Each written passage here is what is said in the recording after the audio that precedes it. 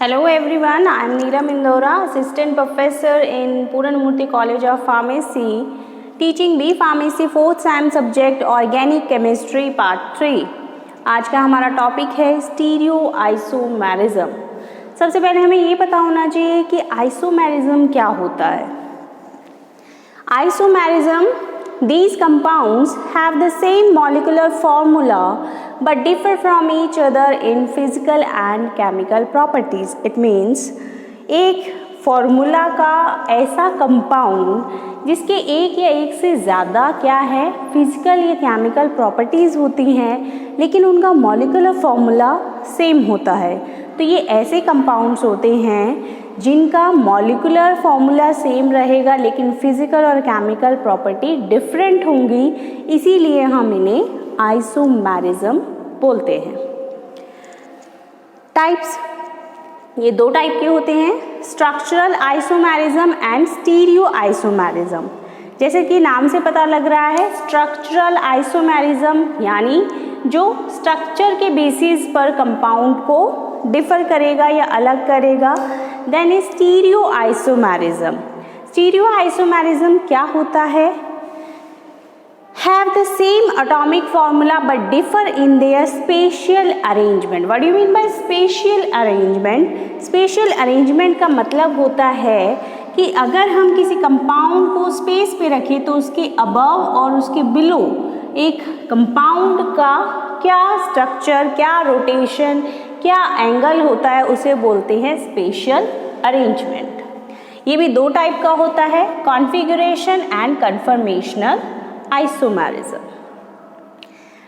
Optical activity पढ़ने से पहले हमें पता होना चाहिए chirality. What do you mean by chirality? Chirality का मतलब क्या होता है?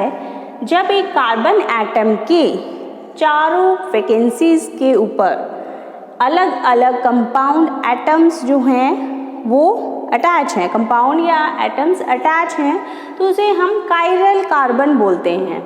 क्या? देखिए, ये एक कार्बन है, सेंटर में आपको कार्बन मिल रहा है, इसकी चार बॉन्ड के ऊपर जो है अलग अलग एटम्स लगे हुए हैं। ये क्या काम कर रहे हैं? ये इसको कायरल बना रहे हैं, तो इस टर्म को बोला जाता है कायरलिटी।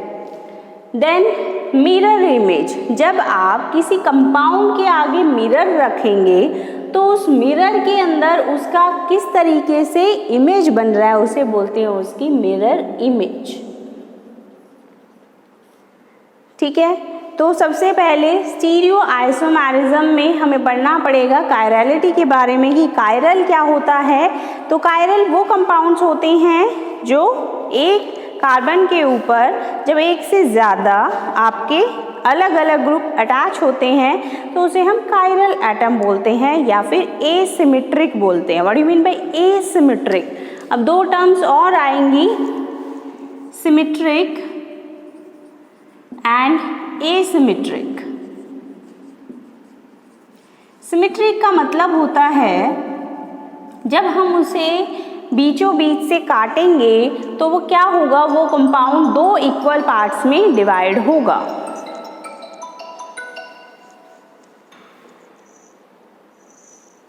मीन्स वो कंपाउंड दो इक्वल पार्ट्स में डिवाइड होगा।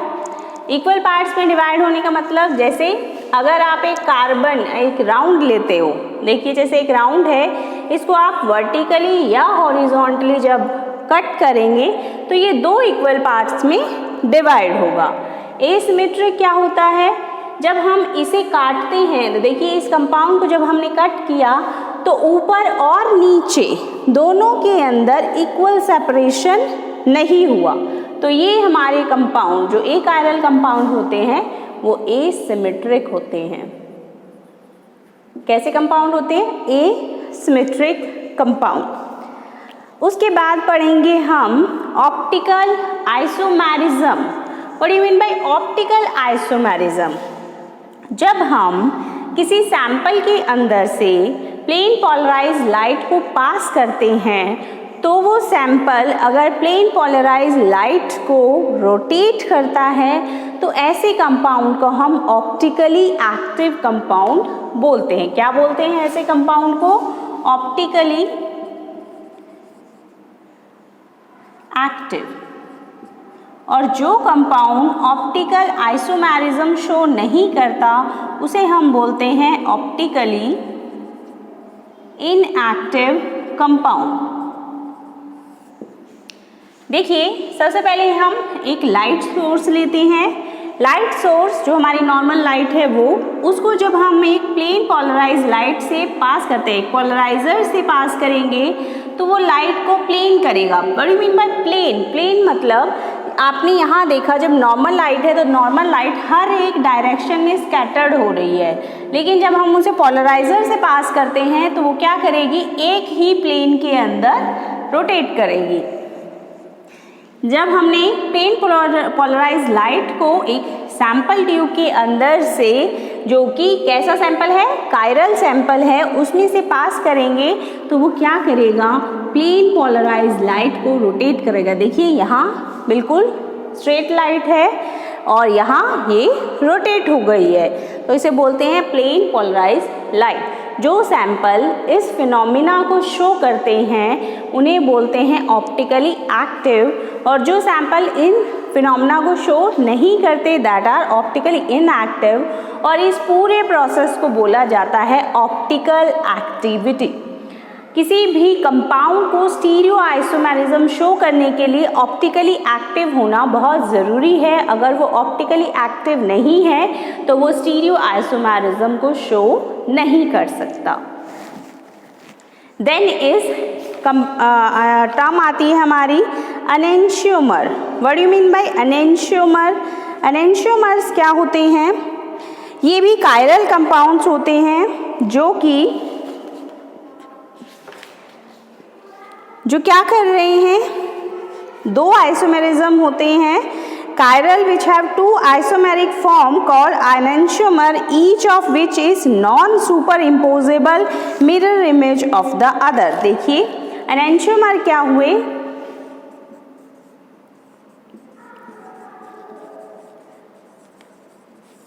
दीज आर कायरल होंगे plus non superimposable. Non superimposable means एक दूसरे की मिरर इमेज नहीं होते। They have two isomers. Example देखिए, जैसे कि हमने एग्जाम्पल लिया यहाँ पर,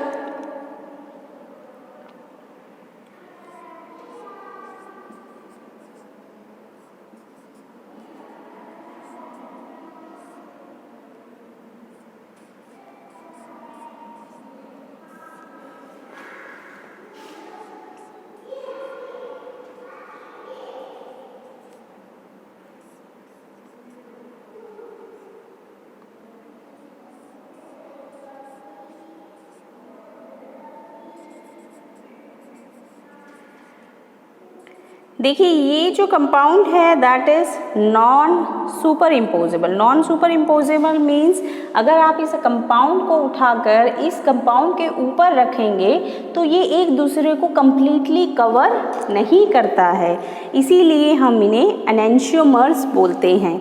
ऐसे ही मिलती हुई एक टर्म और होती है जिसे बोलते हैं डायस्मर।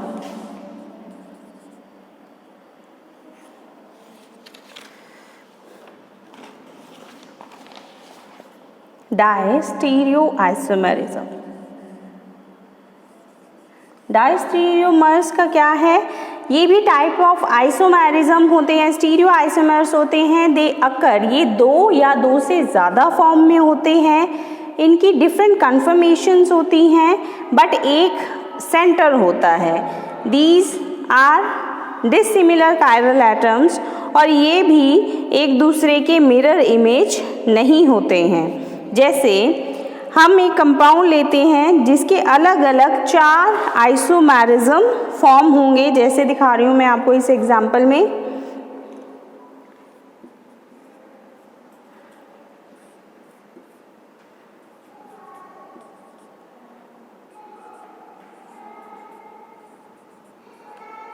This is the first form जब आप इसकी मिरर इमेज रखेंगे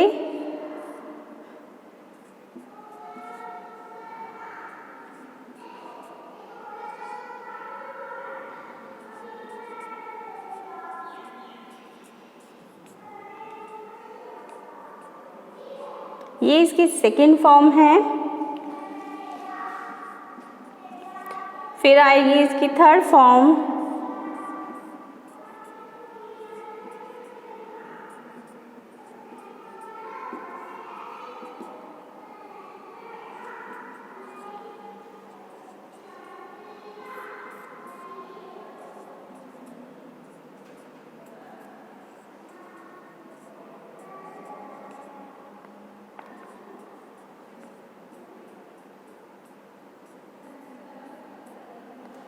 these are two। तो डायस्टेरोमर्स भी एनेंशियोमर जैसे ही होते हैं, बट डिफरेंस क्या आता है, ये दो या दो से ज़्यादा स्ट्रक्चरल अरेंजमेंट शो करते हैं। दो या दो से ज़्यादा जब स्टीरियो आइसोमेरिज्म प्रेजेंट होते हैं तो उसे बोलते हैं डायास्टीरियोमर्स। डाया मीन्स टू, जो दो या दो से ज़्यादा स्ट्रक्चरल फॉर्म में एग्जिस्ट करता है तो उसे बोलते हैं हम डायोस्टीरियो आइसोमर्स। देन डायोस्टीरियो आइसोमर्स होने के लिए कौन कौन सी क्वालिटीज़ इम्पॉर्टेंट होती हैं, that is they have similar chemical property. इन चारों कंपाउंड्स के अंदर सिमिलर केमिकल प्रॉपर्टीज़ हैं और डिफरेंट फिजिकल प्रॉपर्टीज़ होती हैं। Then is the another term called as meso compound. Meso compounds क्या होते हैं? Meso compounds is one whose molecules are superimposed on their mirror image even they contain chiral center। इनके पास chiral center भी होता है लेकिन ये फिर भी एक दूसरे की mirror image होते हैं। जैसे एग्जाम्पल देखिए,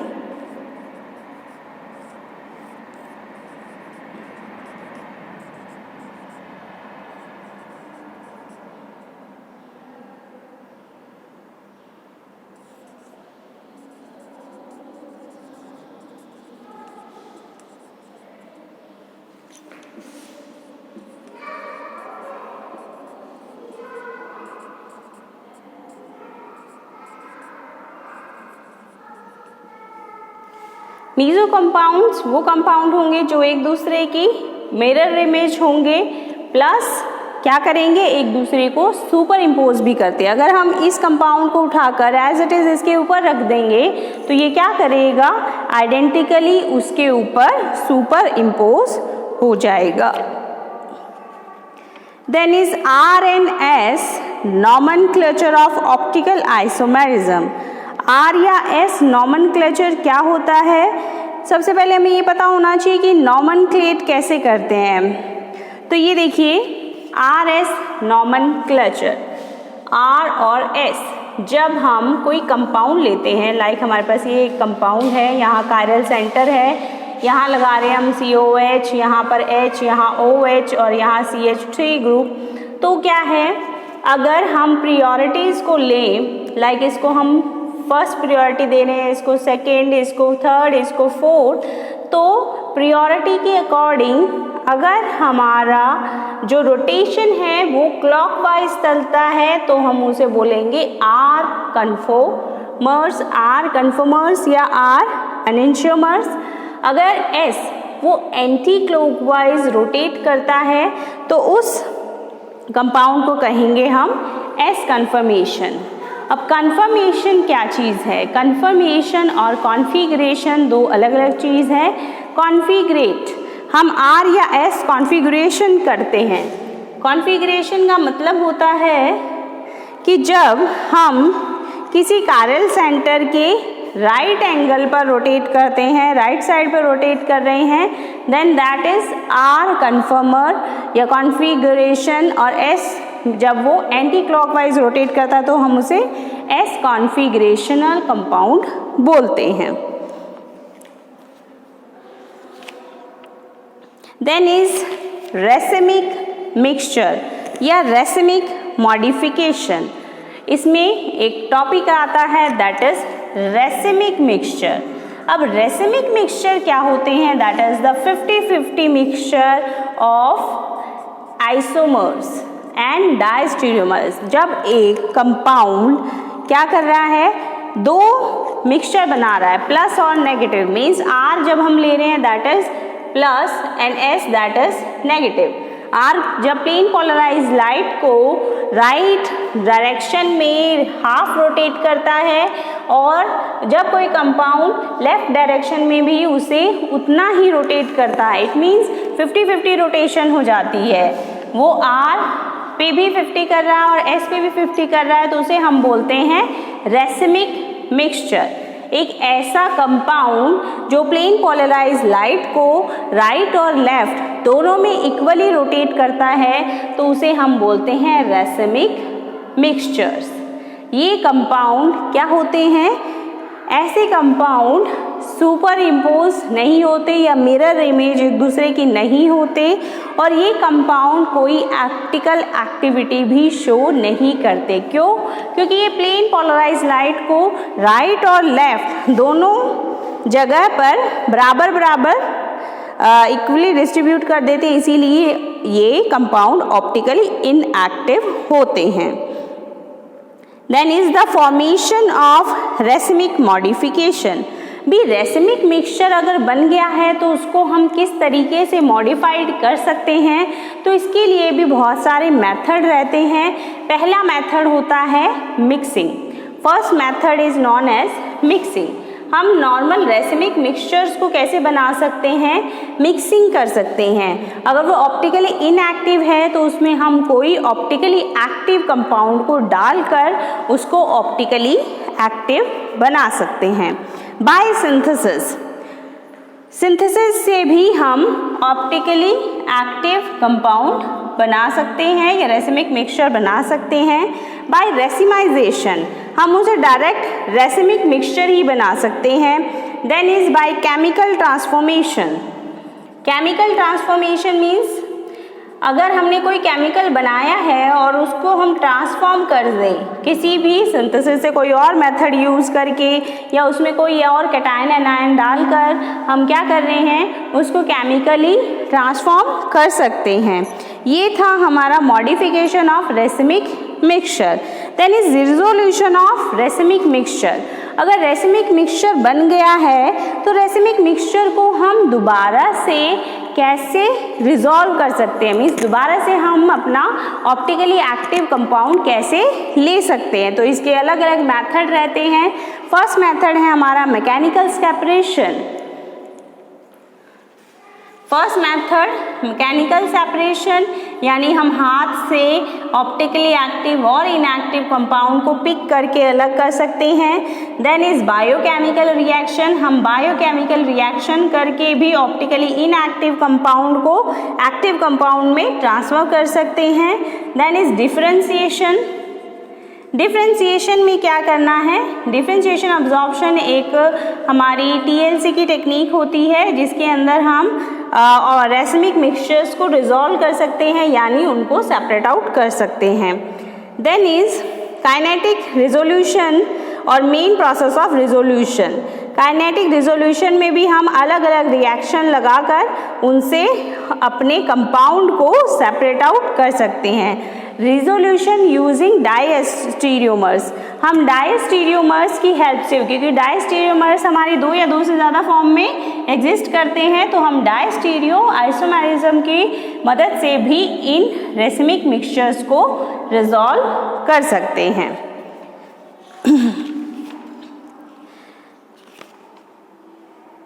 तो ये था हमारा आज का टॉपिक। आज हमने पढ़ा क्या कि आइसोमेरिज्म क्या है, टाइप ऑफ आइसोमेरिज्म क्या है, स्टीरियो आइसोमेरिज्म क्या होता है, ऑप्टिकल एक्टिविटी क्या होती है, what is chirality, what is dissymmetric, what is asymmetric, what is enantiomer, what is diastereomers, then is optical activity, meso compound, racemic compound, modification of racemic mixture and modification of or resolution of racemic mixture.